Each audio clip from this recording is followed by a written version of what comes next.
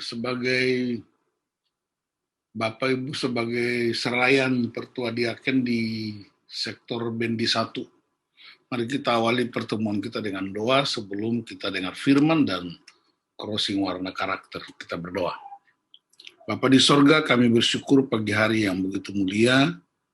Kami bertemu dalam kasih Tuhan melalui Zoom online, belajar dari firman Tuhan, menolong kami untuk meningkatkan kapasitas rohani kami, kapasitas pelayanan kami bagi kemuliaan Tuhan di dalam nama Yesus Kristus. Kami persembahkan pertemuan pagi ini, haleluya, amin. Kita buka Roma pasal 7, Roma pasal 7 ayat 13 sampai dengan ayat 25. Roma 7 ayat 13 sampai 25, demikian firman Tuhan, jika demikian adakah yang baik itu menjadi kematian bagiku? Sekali-kali tidak. Tetapi supaya nyata bahwa ia adalah dosa, maka dosa mempergunakan yang baik untuk mendatangkan kematian bagiku, supaya oleh perintah itu dosa lebih nyata lagi keadaannya sebagai dosa. Sebab kita tahu bahwa hukum Taurat adalah rohani, tetapi aku bersifat daging, terjual di bawah kuasa dosa. Sebab apa yang aku perbuat, aku tidak tahu. Karena bukan apa yang aku kehendaki yang aku perbuat, tetapi apa yang aku benci, itulah yang aku perbuat. Jadi jika aku perbuat apa yang tidak aku kehendaki, aku menyetujui bahwa hukum Taurat itu baik. Kalau demikian bukan aku lagi yang memperbuatnya, tetapi dosa yang ada di dalam aku. Sebab aku tahu bahwa di dalam aku, yaitu di dalam aku sebagai manusia, tidak ada sesuatu yang baik. Sebab kehendak memang ada di dalam aku, tetapi bukan hal berbuat apa yang baik. Sebab bukan apa yang aku kehendaki, yaitu yang baik yang aku perbuat, melainkan apa yang tidak aku kehendaki, yaitu yang jahat yang aku perbuat. Jadi jika aku berbuat apa yang tidak aku kehendaki, maka bukan lagi aku yang memperbuatnya, tetapi dosa yang diam di dalam aku. Demikianlah aku dapati hukum ini. Jika aku menghendaki berbuat apa yang baik, yang jahat itu ada padaku. Sebab di dalam batinku aku suka akan hukum Allah. Tetapi di dalam anggota-anggota tubuhku, aku melihat hukum lain yang berjuang melawan hukum akal budiku dan membuat aku menjadi tawanan hukum dosa yang ada di dalam anggota-anggota tubuhku. Aku manusia celaka, siapakah yang akan melepaskan aku dari tubuh maut ini? Syukur kepada Allah oleh Yesus Kristus Tuhan kita. Jadi dengan akal budiku aku melayani hukum Allah, tetapi dengan tubuh insaniku aku melayani hukum dosa. Demikian Bapak Ibu, bagian firman Tuhan. Kalau kita baca ayat ini 1-2 kali memang agak membingungkan. Jadi mesti berkali-kali baca dan renungkan. Nah, saya mau ajak Bapak Ibu untuk kita mengerti ayat ini berhubungan dengan pelayanan kita sebagai para serayan atau pelayan Tuhan. Saya ingin memastikan kepada Bapak Ibu bahwa Alkitab itu firman Allah yang hidup. Ya. Alkitab bukan sekedar mengandung kebenaran, dia adalah firman Allah. Ya. Dan firman Allah itu terbuka untuk setiap orang, dia terbuka untuk segala suku bangsa, dia terbuka untuk berbagai jenis kelamin. Ya, dalam praktek bergereja seringkali kita kalau ditegur kesalahan, itu kita gampang marah dan tersinggung. Tapi kalau diberikan pujian-pujian, waduh, itu kita wajahnya sumringah. Ya. Padahal sebenarnya ketika firman datang untuk menegur kesalahan kita, menyatakan semua yang tidak benar, mestinya kita bersyukur kepada Tuhan, karena Tuhan sedang mengeluarkan kita dari kemungkinan jatuh ke dalam jurang maut. Nah, pagi ini di sektor Bendi 1, saya mau ajak Bapak Ibu untuk kita renungkan bagian ini. Ini pernyataan Rasul Paulus. Ya, atas imannya dan pernyataan ini adalah firman Allah. Perhatikan ini baik-baik Bapak Ibu. Rasul Paulus mengatakan kepada jemaat di Roma untuk membebaskan mereka dari semua jenis keterikatan dan keterpurukan. Dan Rasul Paulus menjelaskan siapa dirinya. Yang pertama, dia seorang ahli. Ahli apa? Ahli Taurat. Ya, dia sangat cerdas. Pengetahuan hukum Tauratnya luar biasa. Sampai-sampai di dalam jemaat Filipi dia berkata, aku tidak bercacat. Ya, dalam Filipi 3, aku tidak bercacat dalam pelaksanaan hukum Taurat. Berarti dia itu nyaris sempurna sebagai ahli Taurat, mempraktekannya detail sampai begitu luar biasa. Tapi kemudian dia sadari bahwa ternyata bahwa dalam praktek hidup sehari-hari, dia tahu kebenaran, dia tahu firman, tetapi dalam prakteknya selalu yang tidak baik yang muncul. Perhatikan ini baik-baik. Ya.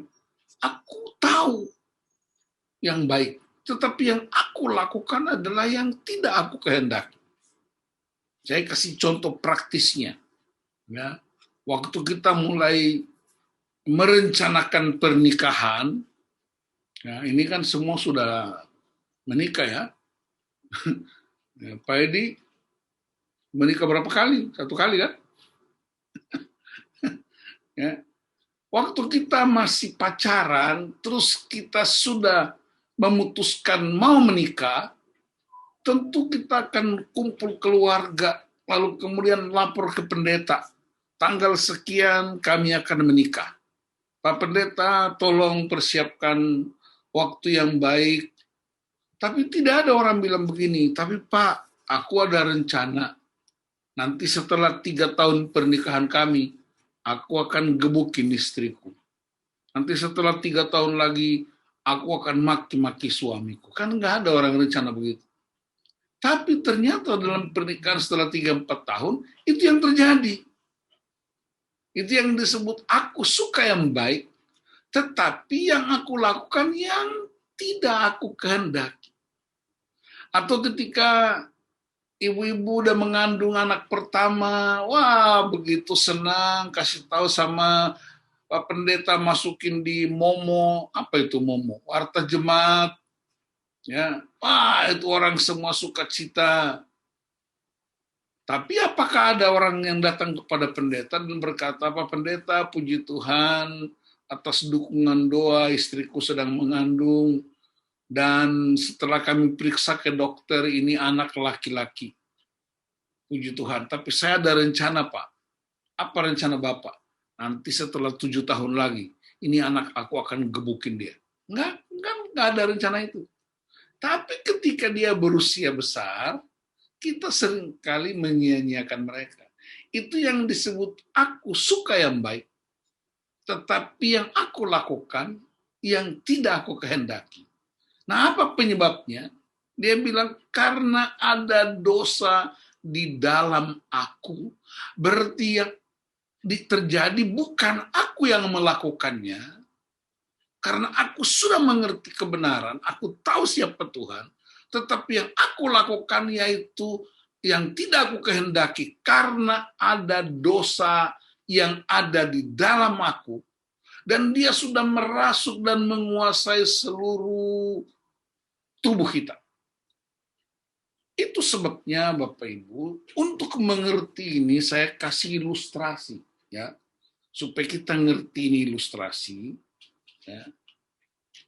Ini saya kasih contoh, ya. Perhatikan ilustrasinya supaya Bapak Ibu ngerti apa yang dimaksudkan dengan aku suka yang baik, tetapi yang aku lakukan selalu yang bukan aku kehendaki. Ini contoh papan, ya. Saya kasih contoh papan.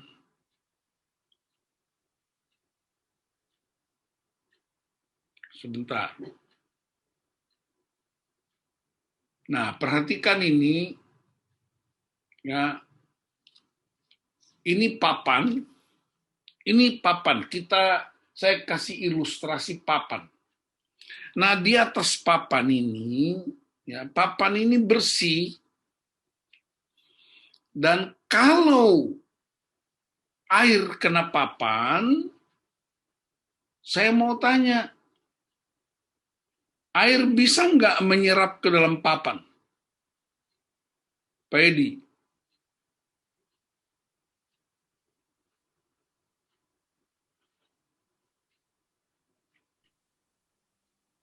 Bisa pendeta, air bisa menyerap ke papan. Air bisa menyerap ke papan. Kalau panas kena papan, panas bisa menyerap nggak? Kalau panas tidak bisa menyerap.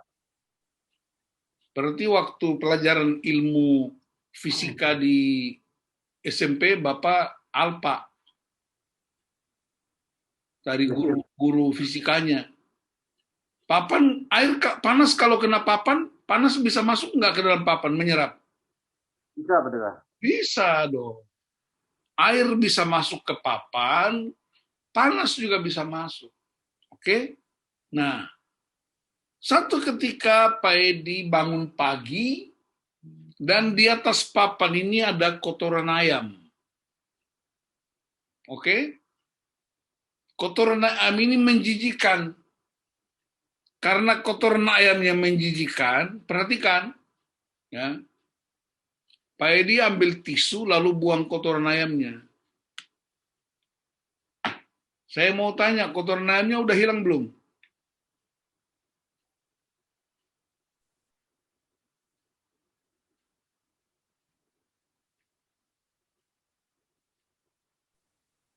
Belum, Pak Pendeta, masih membekas. Nah, sudah dong. Ini kan kotoran ayamnya, Pak. Ya. Nah, Bapak ambil tisu, buang kotoran ayamnya udah pergi. Udah bersih nih. Nah, tapi jawaban Bapak itu yang kedua. Tetapi di dalam papan masih ada bekasnya. Setuju nggak, Pak? Setuju. Nah, itu dia. Nah, yang kelihatan tadi ini, ya, ini ibaratnya hukum dosa. Ini sudah diselesaikan. Yesus selesaikan di atas kayu salib. Tetapi di dalam papan ini, kita yang mesti persembahkan. Apa artinya? Sekarang saya tanya Bapak. Ya. Sekarang saya tanya Pak Edi. Karena cuma kita berdua yang laki-laki. Anggap aja 3 wanita itu penontonnya. Jadi Bapak lihat, kalau ini kan kalau panas kena papan, terjadi penguapan. Betul Pak ya? Betul. Nah, bau apa? Mau papan. Ah, kan tadi di dalamnya ada kotoran ayam. Bau Jadi kalau papan, panas kena papan, bau apa? papan dan bercampur tai ayam tadi, pendeta. Ya, bukan bercampur. Kalau panas kena papan, terjadi penguapan bau tai ayam. Betul Pak? Nah, Betul, itu. Pak. Jadi, Bapak cari tai ayamnya di ruangan itu nggak ketemu. Tapi baunya terasa. Itu yang disebut kuasa dosa. Jadi hukumnya sudah diselesaikan, tapi kuasanya masih ada. Makanya kita setiap kali tenang, tidak ada panas, kena papan, serba oke. Tapi begitu panas kena papan, terjadi penguapan. Itu yang disebut respons. Ya, respons kita bisa buruk, respons kita juga bisa baik. Dia menjadi baik kalau di dalam sini ada firman Allah yang sudah merasuki seluruh tubuh roh jiwa kita. Tapi kalau bukan firman tapi hal-hal yang lain, pikiran-pikiran yang nggak benar, gaya hidup sia-sia, maka ketika ada pemicunya yang keluar ya bau. Itu yang Paulus berkata bahwa aku suka yang baik, tetapi yang aku lakukan selalu yang tidak aku kehendaki. Karena di dalam anggota tubuhku ada hukum lain yang bertentangan dengan hukum akal budiku. Dan itu yang disebut dosa. Jadi, sekarang pertanyaannya, bisa enggak tai ayam di papan itu hilang?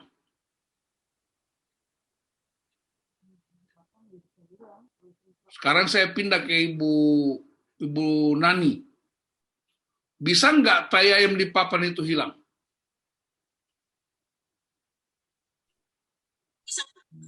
Bisa. Bagaimana caranya? Kalau kita mau membersihkannya, Pak. Ya, cara membersihkannya gimana? Kan Ya, ini papan mau bersihkan gimana?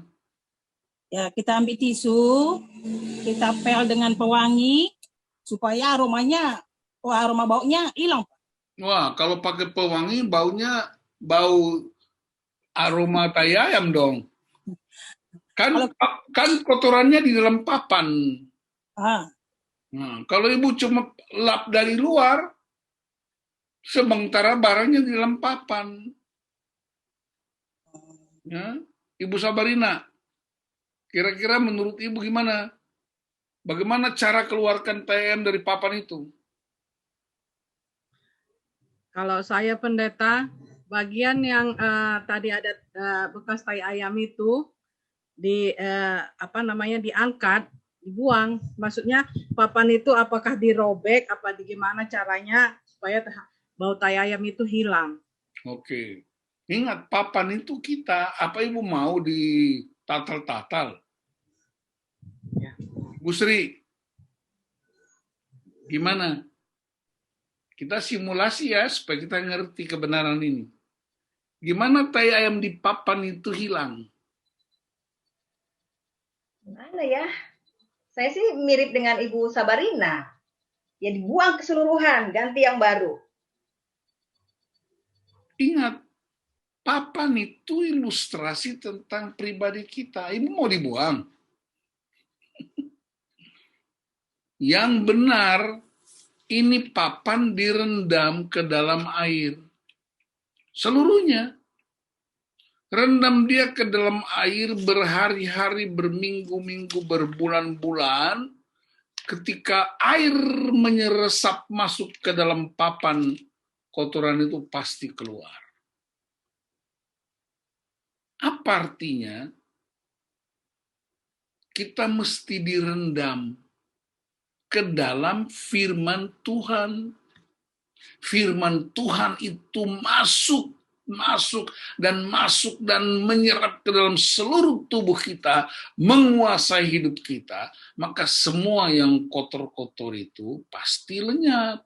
Karena dosa nggak bisa ditengking, dosa nggak bisa dibimbing, dosa harus dilepaskan dengan kuasa yang lain, namanya kuasa firman. Karena Paulus berkata di orang Roma, kalau hidup menurut daging dikuasai oleh daging.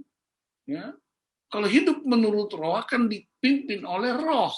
Nah, roh itu adalah Roh Kudus dan juga adalah firman Allah.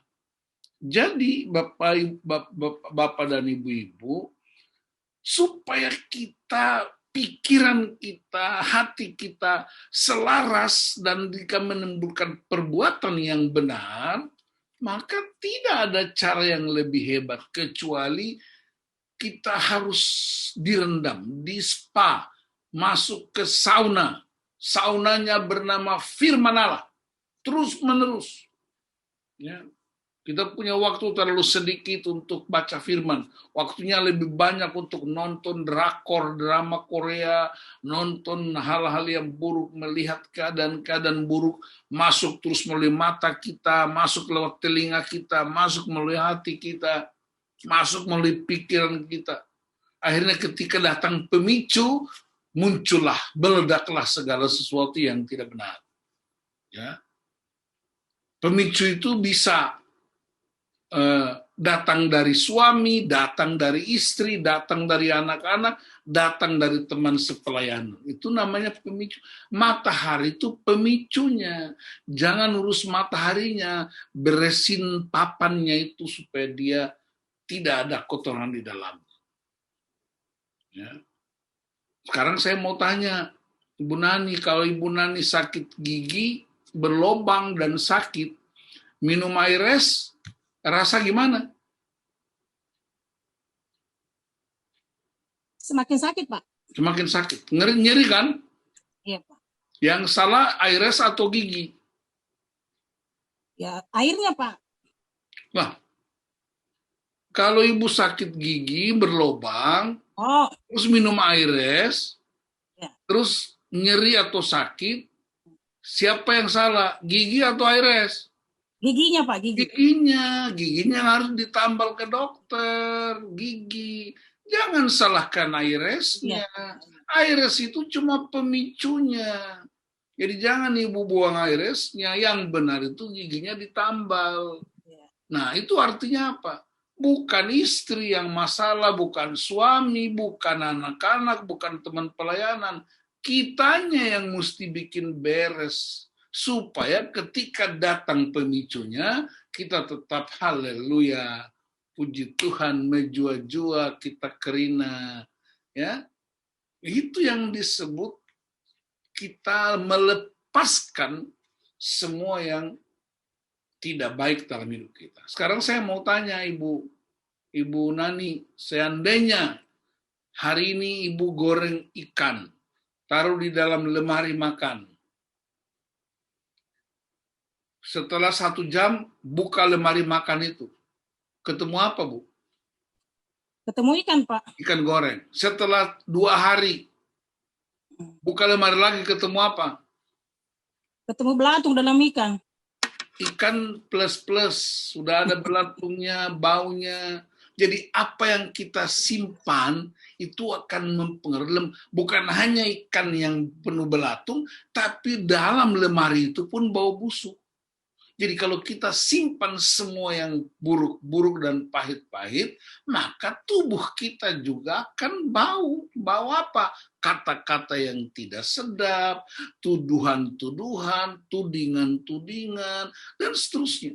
Tapi kalau masuk firman Tuhan terus-menerus, percayalah bahwa firman Tuhan itu tidak pernah mengeluarkan hal-hal yang buruk. Jadi, pagi ini saya mau encourage Bapak Ibu supaya kita periksa papan ini. Ada enggak tai ayam?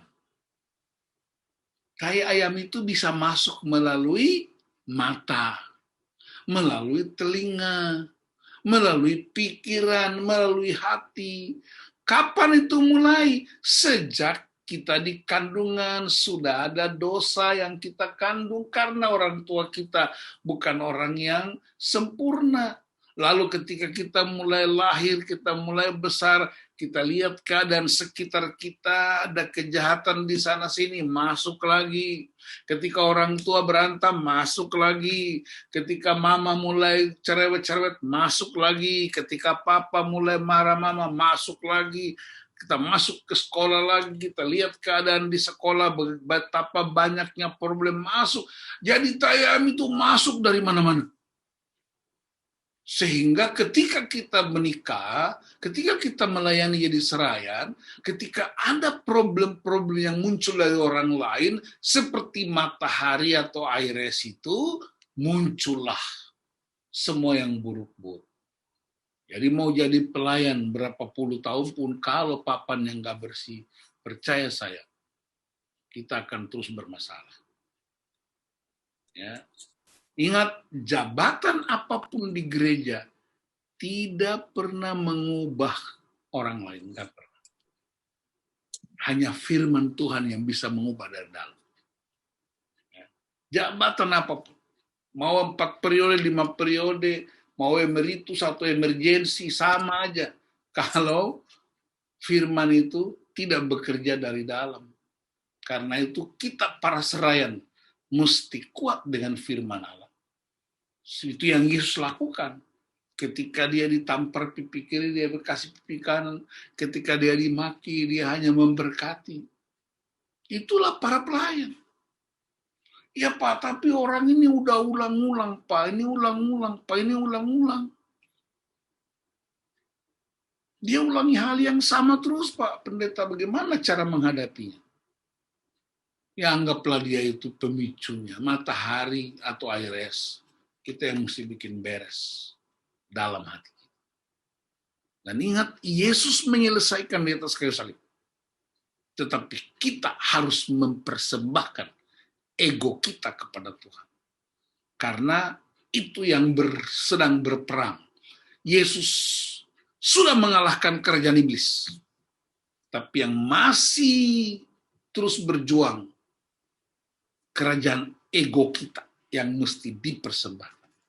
Supaya ibu-ibu dan bapak dalam pelayanan di Bendi 1 sungguh-sungguh menjadi pelayan-pelayan yang diandalkan Tuhan dan menuntun orang untuk mengalami kemenangan. Dan itulah yang disebut Rasul Paulus. Aku suka yang baik, tapi yang aku lakukan yang tidak aku kehendaki. Tetapi ada jalan keluarnya. Perhatikan ayat yang terakhir. Ayat 24. Ini sebuah pengakuan. Aku manusia celaka. Siapakah yang akan melepaskan aku dari tubuh maut ini? Perhatikan ayat 25. Syukur kepada Allah oleh Yesus Kristus Tuhan kita. Ternyata jalan keluar untuk bebas dari tubuh maut. Tubuh yang penuh dengan kuasa dosa.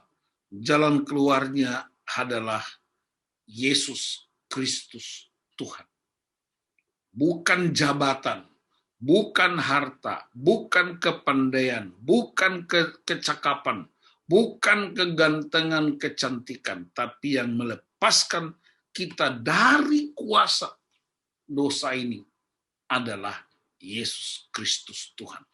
Pertanyaannya, Yesus secara fisik sudah tidak ada di muka bumi ini. Dia sudah bersama Bapa di sorga, dan suatu ketika dia akan datang. Kapan itu kita tidak tahu. Tetapi firman-Nya hidup di antara kita, di dalam mulut kita dan di hati kita. Karena Yesus adalah firman. Dan firman itu adalah Yesus. Jadi supaya kita boleh bebas dari tubuh maut ini, tidak ada cara yang lebih hebat kecuali kita mengalami kebenaran firman Tuhan. Mari kita tutup renungan ini dengan kita baca 2 Timotius 3 ayat 16 dan 17. 2 Timotius 3 ayat 16 dan 17. Boleh Ibu Sabarina minta tolong untuk bacakan ayat ini buat kita? Ya. 2 Timotius 3 ayat 16 sampai 17. Segala tulisan yang diilhamkan Allah memang bermanfaat untuk mengajar, untuk menyatakan kesalahan, untuk memperbaiki kelakuan, dan untuk mendidik orang dalam kebenaran.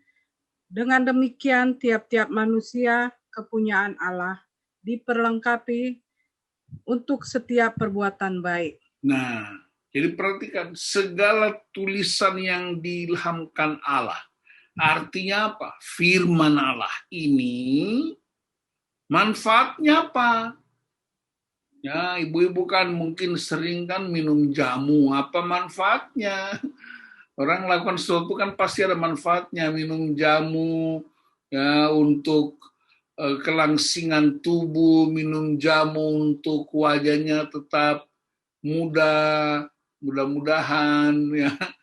Semuanya dilakukan untuk kepentingan kita. Nah, firman Allah dia bermanfaat untuk yang pertama mengajar. Mengajar kita untuk tahu. Kenapa banyak orang kurang ajar? Karena mereka tidak diajar. Ya kan itu sederhananya. Jadi firman Allah bermanfaat untuk apa? Mengajar. Sekarang saya sedang mengajar. Bapak Ibu PA Mamre, PA Moria, PA PJJ itu sedang mengajar. Yang kedua, menyatakan kesalahan. Jadi kita diingatkan, kamu salah. Seolah-olah seperti, bukan seolah-olah, firman Allah itu adalah cermin. Kita lihat bagian wajah kita yang belum rapih. Ya. Terutama kalau di foto karakter, yang paling sering ngaca itu orang kuning. Ya. Banyak cerminnya di rumahnya, di tasnya, di kamar mandi, di ruang tamu, di mobil, di halaman, sampai lihat gedung-gedung besar ada cermin pun dia mau bercermin. Nah itu firman Allah itu cermin, menyatakan kesalahan, memperbaiki kelakuan. Waduh, ini hebat banget. Dan mendidik dalam kebenaran. Apa tujuannya? Supaya tiap-tiap manusia kepunyaan Allah diperlengkapi untuk setiap perbuatan baik. Berarti perbuatan baik itu datang dari kebenaran firman Allah. Karena Allah itu Allah yang baik dan Kristus itu Kristus yang baik, maka para serayan juga harus serayan yang baik. Dan yang baik menolong kita hanya firman Tuhan. Tuhan Yesus memberkati ibu-ibu dan bapak, dan saya juga, kita semua diberkati untuk mempraktekkan firman. Jadi jangan pikir setelah habis sesi ini, terus wah, papannya bersih, enggak. Harus direndam terus-menerus. Sampai kapan? Sampai Tuhan Yesus panggil. Karena setiap hari, kita juga dapat hal-hal buruk. Kita lihat tiap hari. Tapi tiap hari juga mesti kasih masuk firman. Ya, saya selalu ingatkan, tanam padi tumbuh rumput. Tapi tanam rumput padi nggak pernah bertumbuh. Bikin kebaikan yang buruk pasti muncul. Tapi kalau bikin kejahatan yang baik nggak pernah muncul. Jadi mari kita memilih untuk melakukan yang baik. Dan suatu ketika akan terpisah mana lada gandum, mana ilal. Dan saya berdoa supaya para serayan itu benar-benar tidak sekedar menjabat, apalagi mencari kesempatan untuk mendapat jabatan emeritus. Gitu. Tetapi benar-benar jadi pelayan yang menampilkan karakter Kristus. Tuhan Yesus memberkati, mari kita berdoa. Bapak, terima kasih untuk refleksi firman Tuhan, menolong kami, menolong hamba-hambamu, supaya kami sungguh-sungguh menjadi orang-orang yang mengandalkan firman Allah, Kristus yang melepaskan kami, tapi kami juga mau menyerahkan hidup kami dibaharui setiap hari oleh firman Tuhan. Di dalam nama Tuhan Yesus Kristus, haleluya, amin.